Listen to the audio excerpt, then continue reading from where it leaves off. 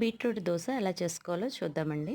Beetroot చిన్న ముక్కలుగా cut చేసుకుని మిక్సీలో అట్లా మనం గ్రైండ్ చేసుకుని మినపప్పు బియ్యాన్ని మెత్తగా పిండి చేసుకోవాలండి.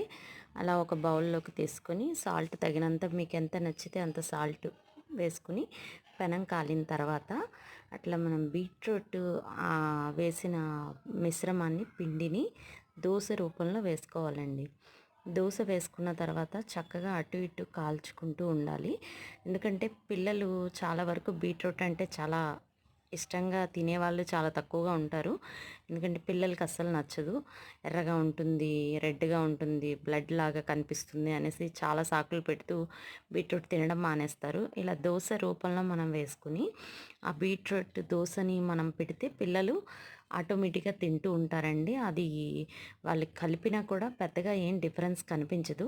ఇలా దోశ రెడీ చేసుకుని మనం గనక పల్లీల చట్నీ, కొబ్బరి చట్నీ కూడా అనొచ్చు, అది కూడా చేసుకోవచ్చు. దానికి దోశకి బీట్రూట్ దోశ ఇట్లా నీట్గా వేసి పిల్లలకి పెడితే కనుక చాలా ఆరోగ్యంగా హెల్తీగా ఉంటారండి. అలాగే పెద్దవాళ్ళు కూడా తినొచ్చు, మంచిగా ఉంటుంది ఆరోగ్యం.